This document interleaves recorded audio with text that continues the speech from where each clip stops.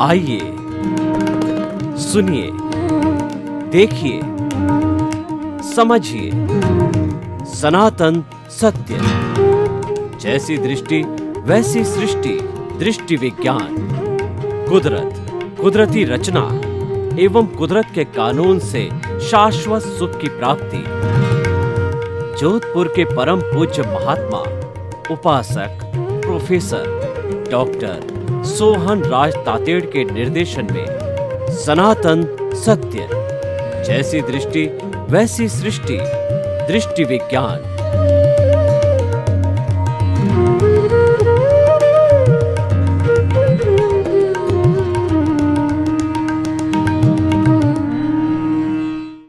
भाइयों और बहनों, मातृशक्ति को नमन। आज का हमारा अति उत्तम विषय वनस्पति हमारी परम हितैषी। हितैषी वह व्यक्ति या वस्तु होती है जो हमको सुख देती है, जो हमारा भला करती है। अगर कोई वस्तु या व्यक्ति हमारे को कष्ट देता है, पीड़ा पहुंचाता है, मानसिक तनाव करता है, हमारे से लड़ाई करता है, झगड़ा करता है, मदद नहीं करता है, तो वो हमारा एक तरीके से दुश्मन के समान हो गया, हमारा वो अहितैषी हो गया। तो हमारे जीवन के अंदर जो वनस्पति जगत है, जो सबसे बड़ा जगत, जो जीवित प्राणियों में सबसे बड़ा जगत है, वह वनस्पति जगत है। वनस्पति जगत मनुष्य मात्र का और कई जो अन्य प्राणियों के परम हितैषी है। हमारा सारा जीवन वनस्पति के आधार पर चलता है। अगर वनस्पति हमको सहयोग नहीं करे, उसकी जातियां प्रजातियां अगर गायब हो जावे, तो हमारे लिए बड़ी समस्या हो जाती है। जो जब से ये एलोपैथी नहीं आई थी और जब से सृष्टि बनी थी, तब से ये प्रकृति माँ ने जो है कई तरह की जड़ी बूटियाँ, वनस्पति वगैरह को पैदा किया। तभी से आज तक वह वनस्पति हमारे उपयोग में आ रही है। देखिए, वनस्पति हमारे लिए किस तरह से हितैषी है, हम आपको बताना चाहते हैं। सबसे पहले जो हमारी प्राण वायु है वह ऑक्सीजन है। अभी विज्ञान ने इतनी तरक्की कर ली है, लेकिन वह अभी तक ऑक्सीजन का निर्माण नहीं करता है। यह बात अलग है कि ऑक्सीजन के जो है सिलेंडर भरे जाते हैं, हॉस्पिटल में सप्लाई करते हैं, और व्यक्ति की बहुत नाजुक स्थिति होती है, तब उसको ऑक्सीजन चढ़ाई जाती है। तो भाइयों और बहनों, क्या आपने कभी चिंतन किया कि ऑक्सीजन कहाँ से आती है?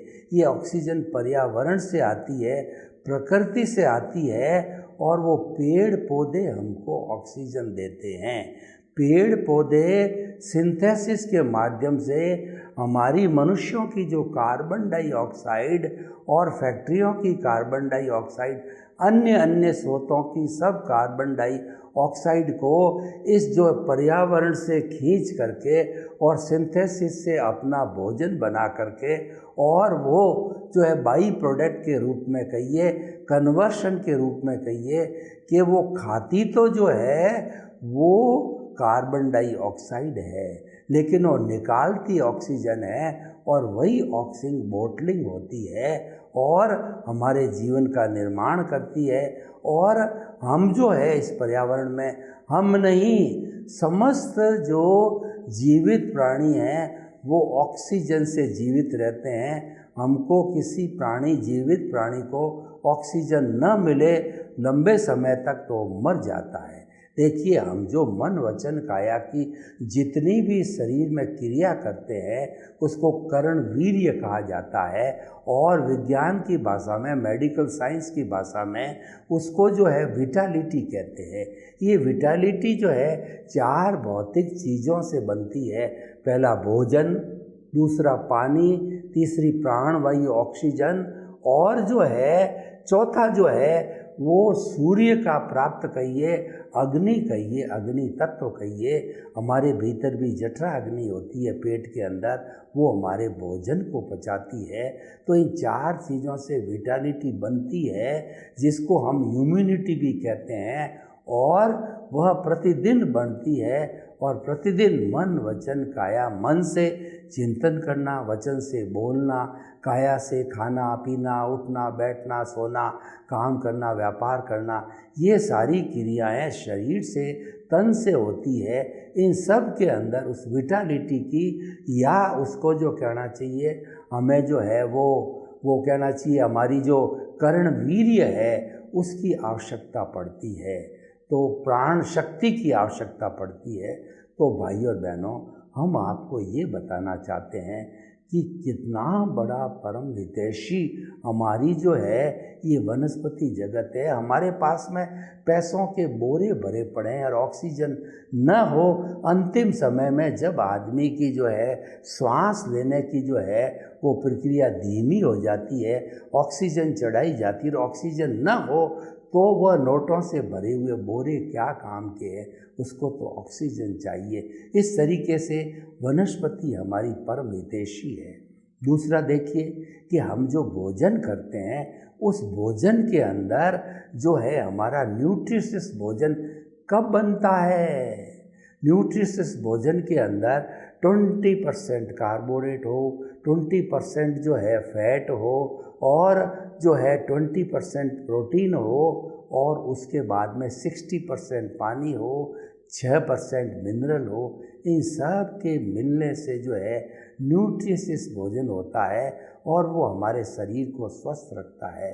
तो प्रोटीन कहिए या जो है आप जो है वो मिनरल्स कहिए, ये सारे जो है हमारे वनस्पति जगत, फ्रूट्स, सब्जियों वगैरह के अंदर मिलते हैं। वो सब्जी और फ्रूट्स जो है वनस्पति जगह से ही आते हैं। और वनस्पति जगह जैसे आम है तो आम का पेड़ है, वो आम का पौधा देता है, एप्पल है, बनाना है, अंगूर है, ये जितने भी हमारे फ्रूट्स हैं ये सब पेड़ पौधों से आते हैं और पेड़ पौधे जो है वनस्पति कहलाते हैं। तो भाइयों बहनों, हम आगे चलते हैं तो आप देखिए कि वनस्पति जो है यानी कि ये पेड़ पौधे, जंगल जिसको बोलते हैं, ये जहाँ घने होते हैं तो घने होने के कारण जो है वर्षा होती है, यानी कि जो हमारा पानी भाप से ऊपर उड़ जाता है बादलों के अंदर, तो वो सारे बादल जो है गरज करके जो बरसते हैं वो सारा जो है हमारे इन पेड़ पौधों की सहायता से जो है वो वर्षा होती है। आजकल वनों की बहुत कटाई हो रही है, इसलिए बरसात की कमी हो गई है, और बरसात की कम होने से हमारा अंडरग्राउंड पानी का स्टोरेज है, कुएं है और तालाब है, बावड़ियाँ है, वो सारे सूख गए हैं। और हमको जो है बाहर का स्रोत कैनाल है, वो कैनाल भी डैम से पानी आता है, और डैम में भी मुख्य स्रोत है वो हमारी वर्षा का है। कहने का मतलब पानी चाहे सिंचाई के लिए काम आए, चाहे पानी प्राणियों के पीने के लिए काम आए, तो वो सारा जो हमको प्राप्त होता है वर्षा से प्राप्त होता है। वर्षा के अंदर सबसे मुख्य हेल्पफुल घटक होता है वो जंगल होता है, वो पेड़ पौधे होते हैं, वो वनस्पति होते हैं। जंगल की बेशुमार कटाई है, वो ईंधन को बनाने में, प्लॉट को काटने में, फैक्ट्रियों को खड़ा करने में और अट्टालिकाएं बनाने के अंदर जंगल को काटा जा रहा है। यानी व्यक्ति के अंदर लोभ की प्रवृत्ति बहुत ज़्यादा बढ़ गई है। धन कमाने के लिए वो इस वनस्पति, जो जंगल की वनस्पति हैं, उसको काट रहा है। वनस्पति नहीं, सब जो हमारे जो 5 मूल तत्व हैं जिससे प्रकृति बनी है, जिससे कि कॉस्मॉस बना है, सृष्टि बनी है, ब्रह्मांड बना है, पृथ्वी जल अग्नि वायु और आकाश, इन 5 तत्वों से ये हमारी जो नेचर माँ है, प्रकृति माँ है, ये समस्त असंख्य अनंत जीवित प्राणियों जो कि 84 लाख जीवा योनि बर्थ प्लेसेस के अंदर आते हैं, उन सब का भरण पोषण करती है।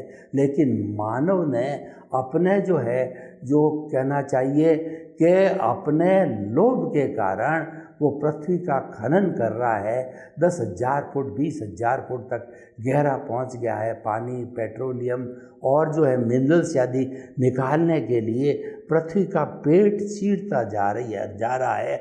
आज हमारी पृथ्वी माँ करा रही है, और पृथ्वी माँ जो है हमको कहना चाहिए कि हमको अभिशाप दे रही है कि तुम मेरा इतना दोहन करते हो तो मैं भी तुम्हारा अब कल्याण नहीं करूँगी। तभी वो जो है हमारी पृथ्वी माँ जो है वो तांडव नृत्य करती है, और तांडव नृत्य होने के कारण जो है वो सुनामी आते हैं, अकाल पड़ता है, अतिवृष्टि होती है, अनावृष्टि होती है, भूकंप आते हैं, चक्रवात आते हैं। ये सब माँ का प्रकोप है, महामारियाँ आती है, ये सब माँ का प्रकोप है।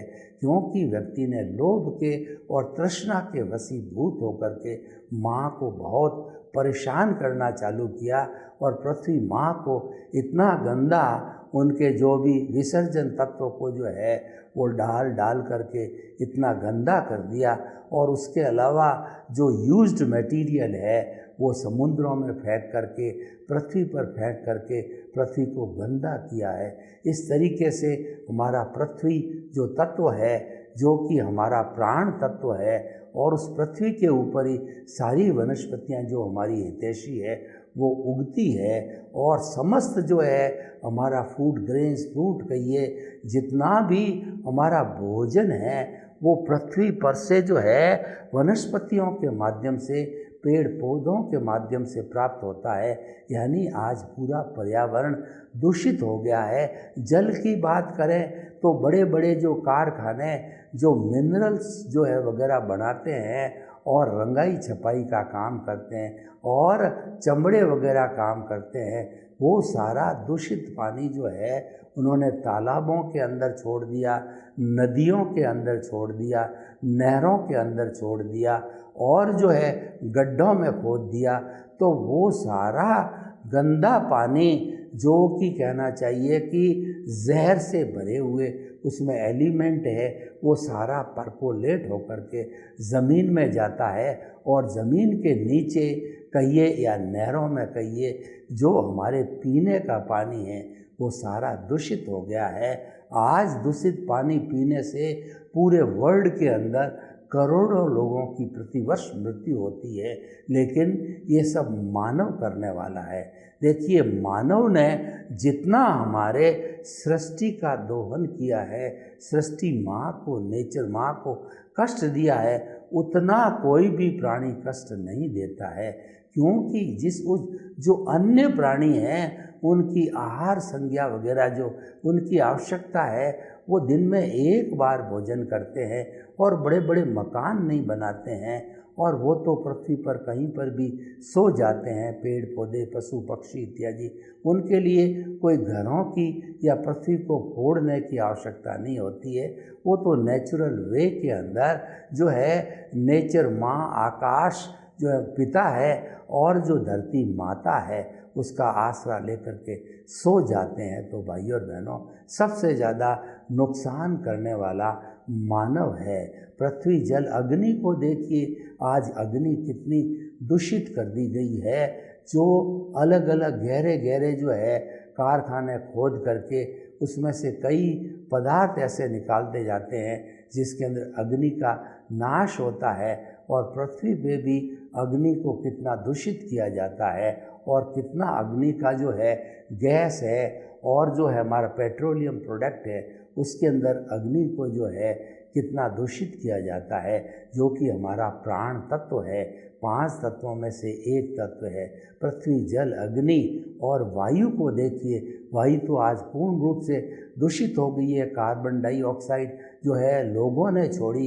इतनी बड़ी आज़ादी, इतनी बड़ी आबादी, आज हिंदुस्तान की आबादी 150 करोड़ है, विश्व की आबादी 7.8 अरब की है, वो प्रतिदिन सैकड़ों लीटर जो है कार्बन डाइऑक्साइड जो है इस पर्यावरण के अंदर, इस सृष्टि के अंदर, इस पृथ्वी माँ पर जो है छोड़ते हैं, उसको दूषित करते हैं। और कितनी चिमनियों से धुआं निकलता है कारखाना से, और कितना कितना कार्बन डाइऑक्साइड वो आ जाती है। व्हीकल्स की कितनी कार्बन डाइऑक्साइड है। आज दिल्ली और जो मेट्रोपॉलिटन सिटी है जिसमें करोड़ की, कलकत्ता, दिल्ली, चेन्नई, बॉम्बे वगैरह, इनके अंदर जो है श्वास लेना भी दूभर हो गया है।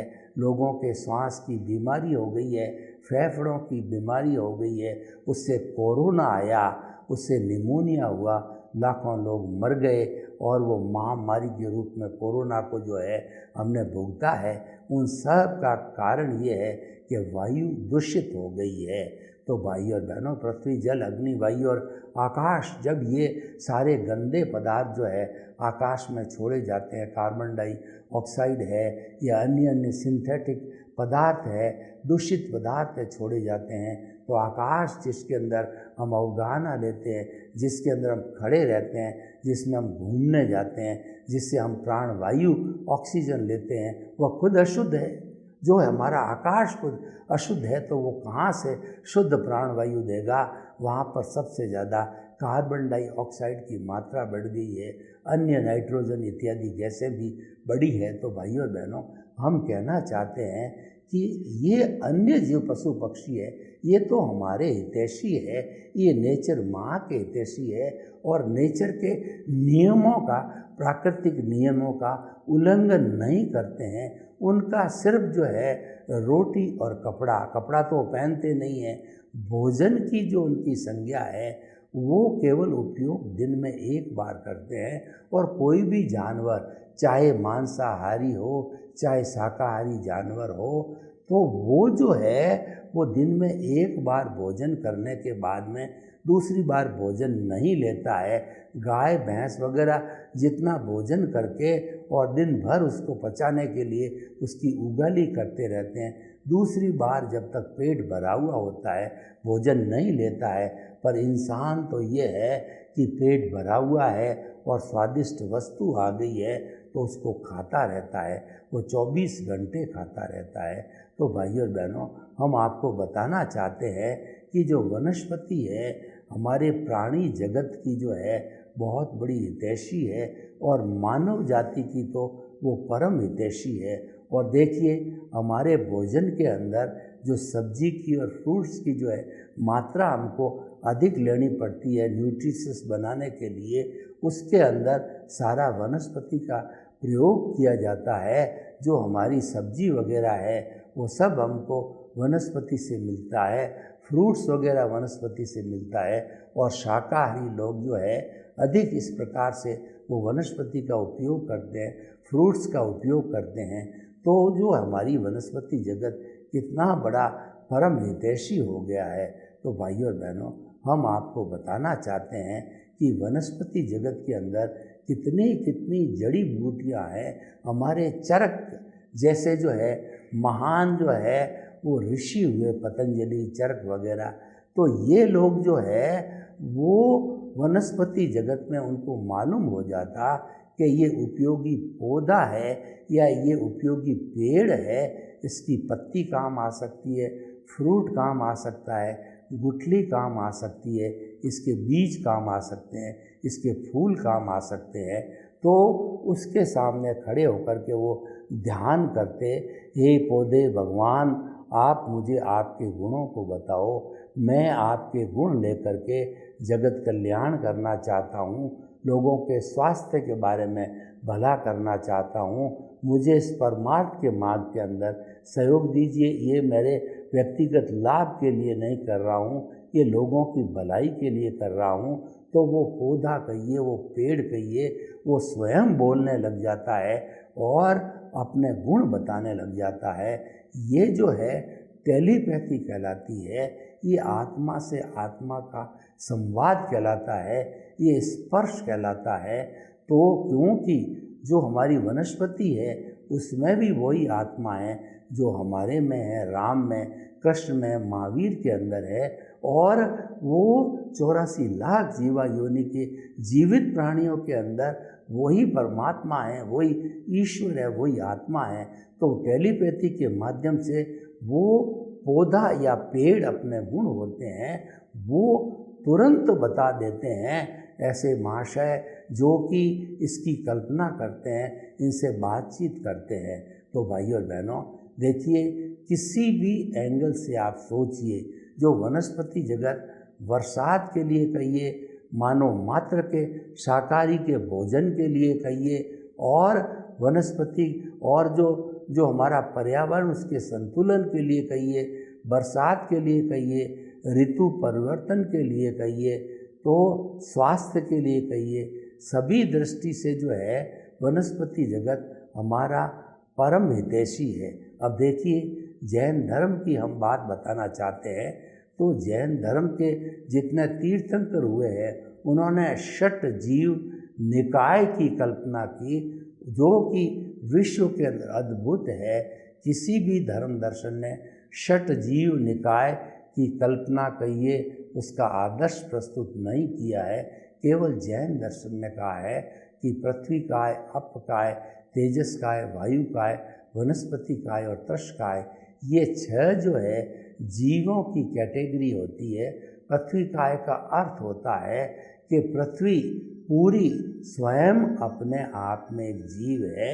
जब तक उसको फोड़ा नहीं जाता है चट्टान रूप के अंदर, वह एक काय है जो कि असंख्य जो है, अनंत जो है, जो निगोद के जीव है उनका आसरा है, उनका जो है वो घर है, उनकी वो काया है। और जब उसको फोड़ा जाता है तो एक मिट्टी की डली के अंदर असंख्य निगोद के जीव है, सब मर जाते हैं।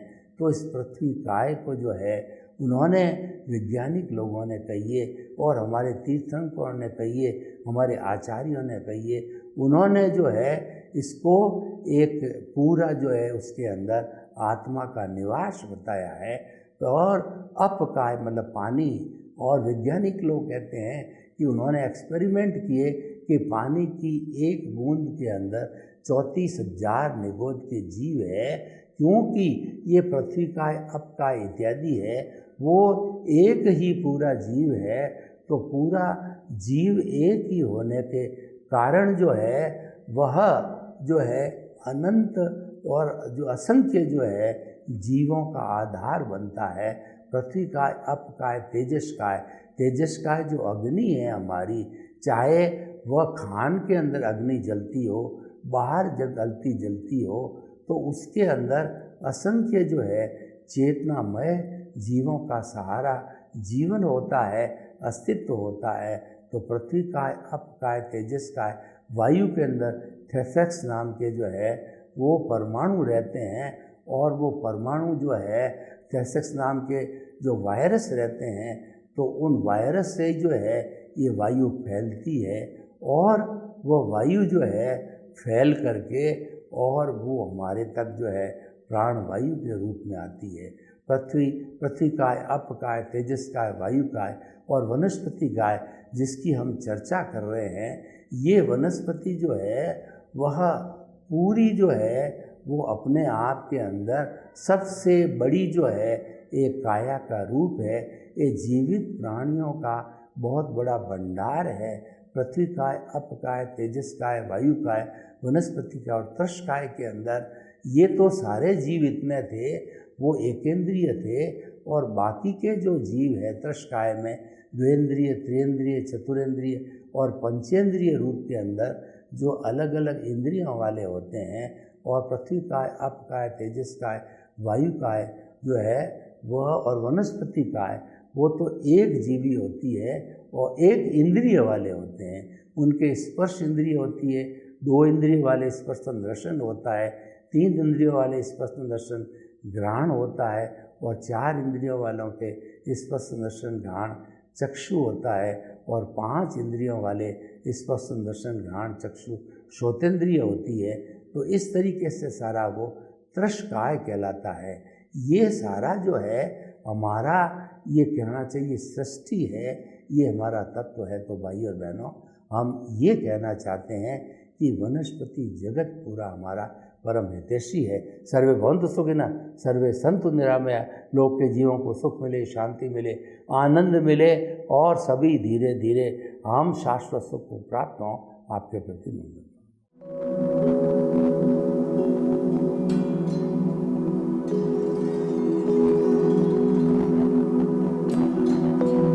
एक ऐसा अंतर्राष्ट्रीय ख्याति प्राप्त मानव जो गुरु प्रेरणा से पिछले 20 वर्षों से वानप्रस्थ जीवन जीते हुए 24 घंटे मानवता की सेवा में संलग्न है। एक ऐसा मानव जो अभी राष्ट्रीय, अंतर्राष्ट्रीय टीवी चैनलों पर 7,500 एपिसोड के माध्यम से सनातन सत्य, आत्मविज्ञान एवं पुनरुत्थान, व्यवहार एवं निश्चय जगत के जीवनोपयोगी विषयों पर हृदय स्पर्शी प्रवचन कर चुका है। उस मानव का नाम है महात्मा उपासक प्रोफेसर डॉक्टर सोहन राज तातेड़। प्रोफेसर तातेड़ द्वारा योग, दर्शन, शिक्षा विषयों पर रचित पीएचडी स्तर के 250 शोध ग्रंथ भारत के 100 प्रतिष्ठित विश्वविद्यालयों में शोधार्थी पढ़ रहे हैं तथा वे सभी शोध ग्रंथ वहां की सेंट्रल लाइब्रेरियों में उपलब्ध हैं। महात्मा सोहन राज ने अभी तक हजारों स्कूलों, कॉलेजों, विश्वविद्यालयों एवं संस्थाओं में सेमिनार, वर्कशॉप, कैंप लगाकर लाखों विद्यार्थियों को योग, दर्शन, शिक्षा का प्रशिक्षण देकर उन्हें सुसंस्कारित किया। डॉक्टर तातेड़ ने भारतीय संस्कृति उत्थान के 4000 से अधिक समसामयिक विषयों पर आर्टिकल लिखकर ऑनलाइन जर्नल, पत्रिकाओं, वेबसाइट्स पर प्रकाशित किया, जिसका उपयोग लाखों पाठक कर रहे हैं।